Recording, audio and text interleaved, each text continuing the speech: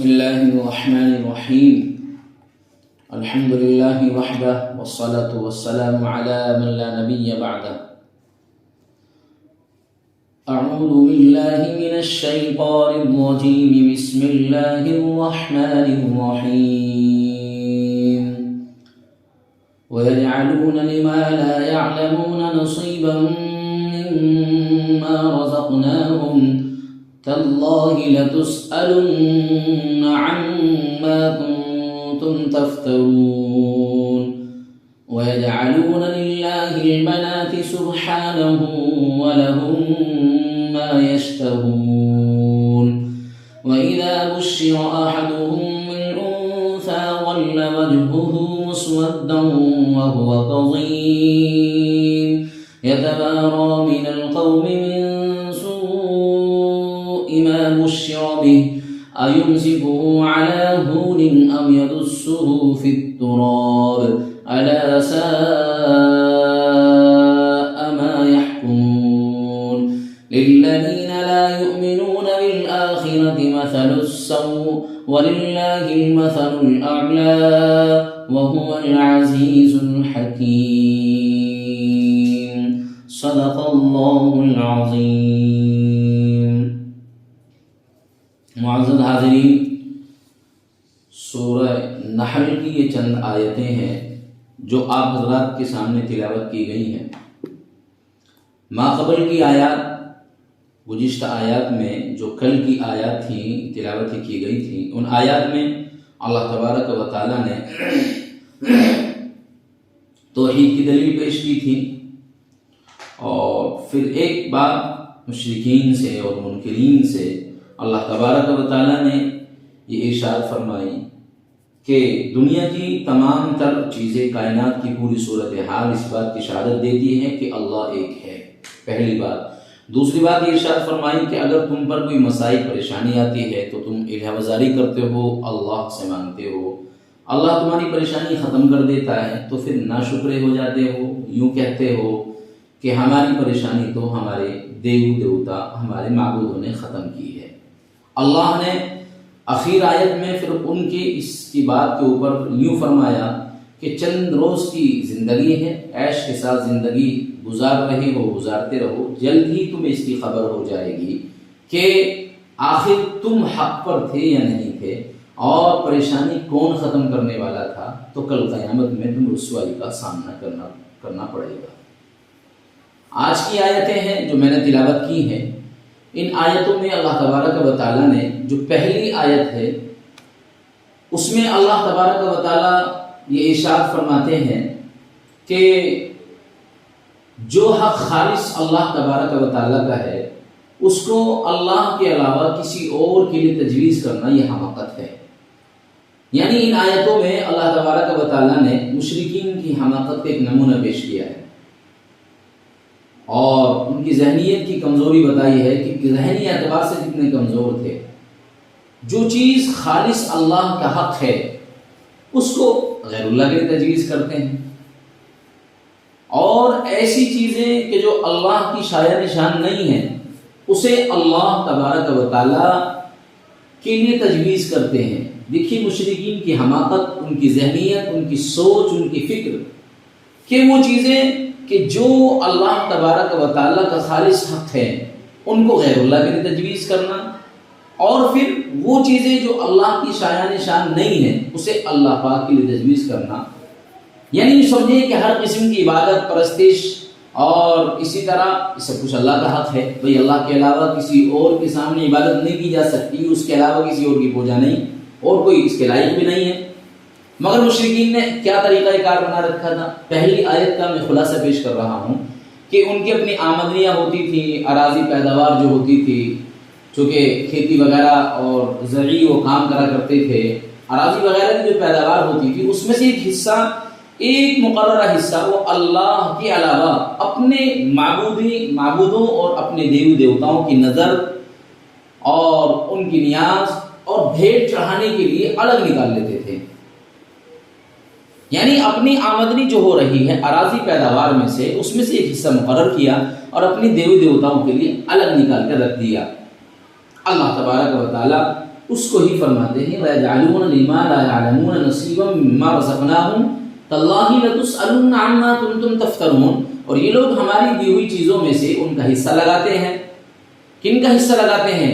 جن کے متعلق ان کو کچھ علم نہیں ہے، یعنی نفع اور نقصان ہونے کی ان کی کوئی حیثیت نہیں ہے۔ مشرکین اللہ کی نعمتوں میں سے ان کے لیے نکال کے رکھتے ہیں، ان کو اپنے معبودین کے لیے حصہ بنا کے رکھتے ہیں کہ جن کے معبود ہونے کی یا بنانے بگاڑنے پر قادر ہونے کی انہیں کچھ تحقیق نہیں ہے، کوئی ان کے پاس علم نہیں ہے، ثبوت نہیں ہے، تحقیق نہیں ہے، اندھا دھند ہے، بلا کسی دلیل و حجت کے بس ان کو قادر مان کر اپنی آمدنیوں کا حصہ اور اپنی اراضی پیداوار کا حصہ ان کی نظر کرتے ہیں۔ اللہ تبارک و تعالیٰ فرماتے ہیں غور کرو کس قدر نمک حرامی ہے تمہاری، کہ اللہ پاک کی دی ہوئی روزی ہے، اللہ نے تمہیں دیا ہے، اللہ کی عطا ہے، اللہ کی بخشی ہوئی دولت ہے، تم رب کو چھوڑ کر، رب کی بارگاہ کو چھوڑ کر دوسروں کی بارگاہوں پر چڑھاوا چڑھاتے ہو،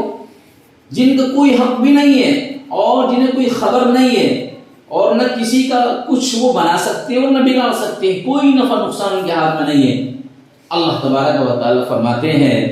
کہ قسم کھا کر کہتے ہیں تاللہ لتسألن عما کنتم تفترون، قسم ہے خدا کی۔ اندازہ لگائیے کتنا تاکیدی جملہ اللہ تبارک و تعالیٰ اس آیت میں لے کر آئے ہیں کہ قسم ہے خدا کی جو تم افطرا درازی اور جو تم یہ زیادتی کرتے ہو، یہ نا انصافی کر رہے ہو، اس کی تمہیں کل قیامت کے دن ضرور باز پرس ہوگی۔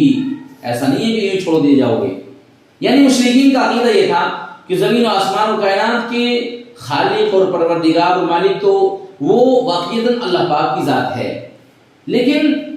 جو ہمارے دیو دیوتا ہیں وہ بھی ان کی مخلوق ہیں، اللہ کی مخلوق ہیں۔ مشرکین کا عقیدہ میں آپ کے سامنے رکھ رہا ہوں۔ وہ کیا کہتے تھے کہ کائنات کی ساری چیزیں، آسمان و زمین کی سب کچھ، ان کا سب کا پروردگار مالک صرف اللہ ہے، لیکن دیو دیوتا بھی انہی کی مخلوق ہیں، جو ہمارے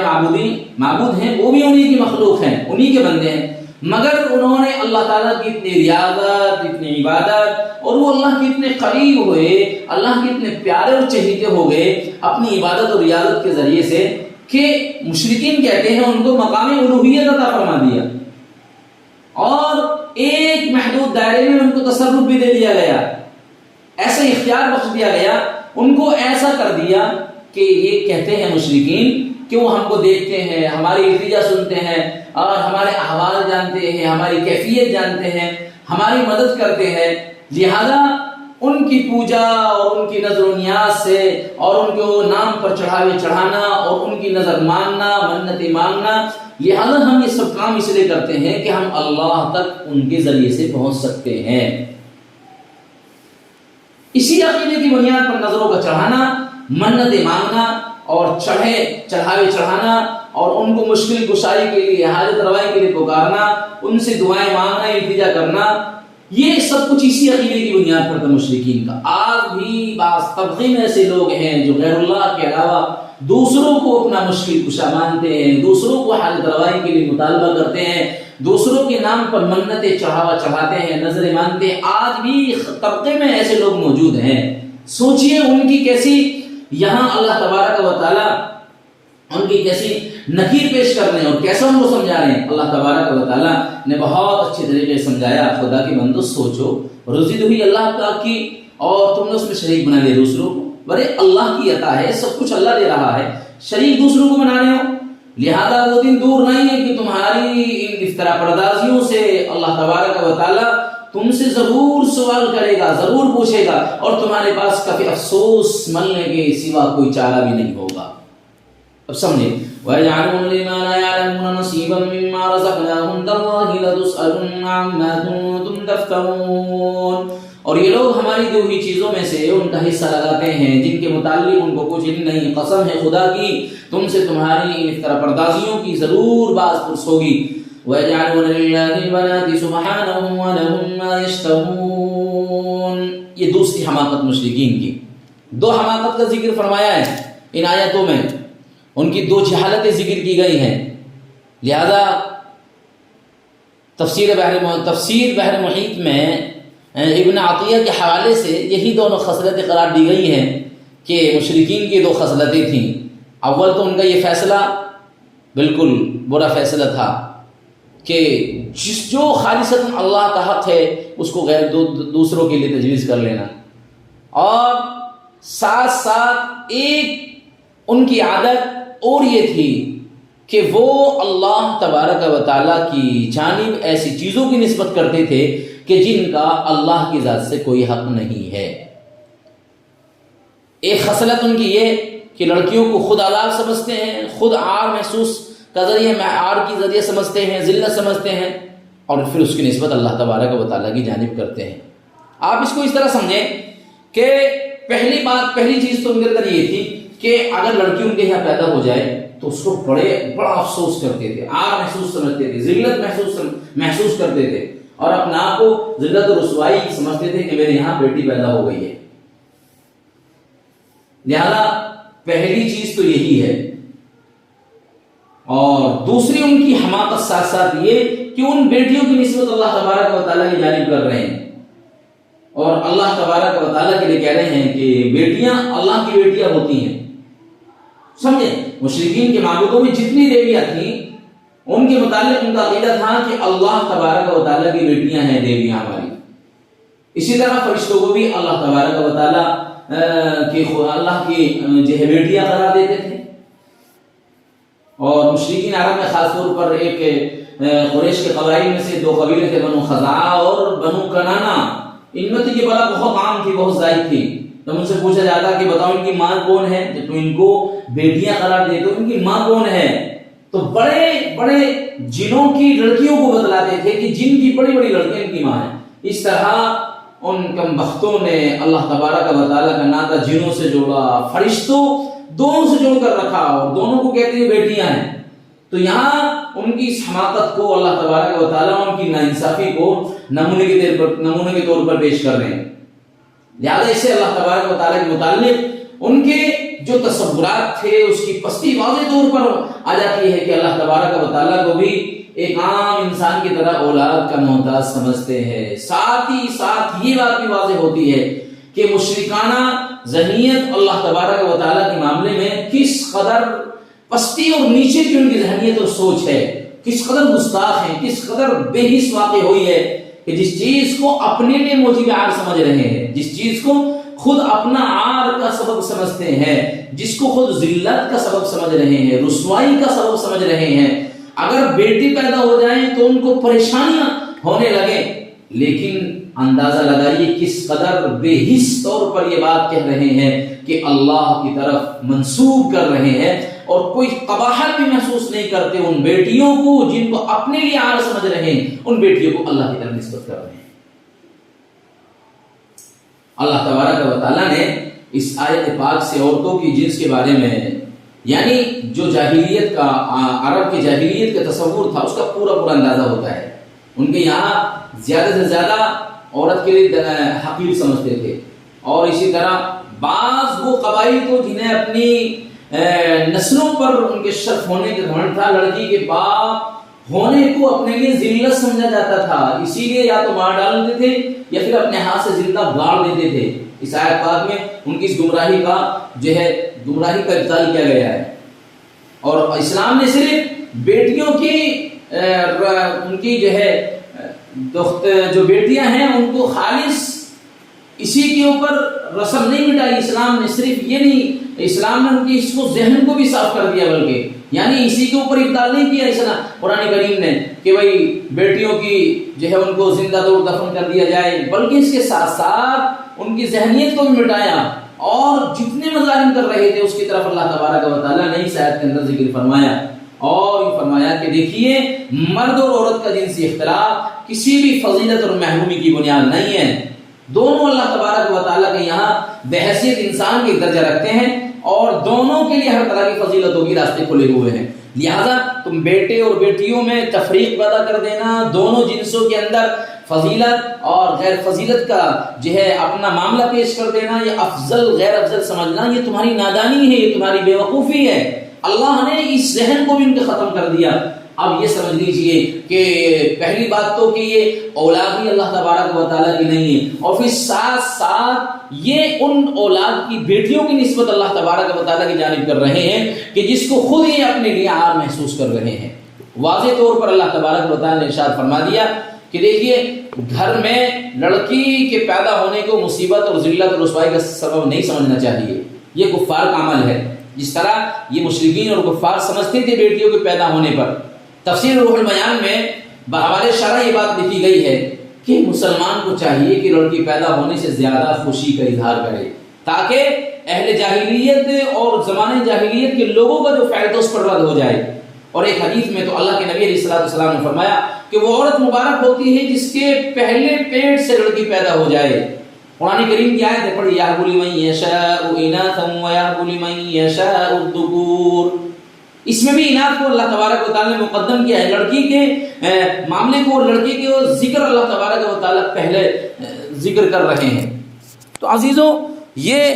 ہمیں خوشی سمجھنی چاہیے بلکہ اس کو عار نہیں سمجھنی چاہیے۔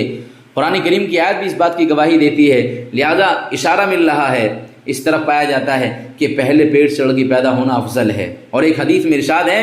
کہ جس کو لڑکیوں میں سے کسی کے ساتھ بھی سابقہ پڑے اور پھر وہ ان کے ساتھ احسان کا برتاؤ کرے، روایات میں مختلف طور پر یہ بات آئی ہے، بعض روایت میں ایک لڑکی کا ذکر آتا ہے، بعض میں 3 لڑکیوں کا ذکر آتا ہے، بعض میں مطلقاً لڑکیوں کا ذکر آتا ہے، لہذا ان لڑکیوں کا اگر لڑکی ہو جائیں کسی گھرانے میں، پھر احسان کا برتاؤ کریں یعنی ان کی تربیت کریں، تو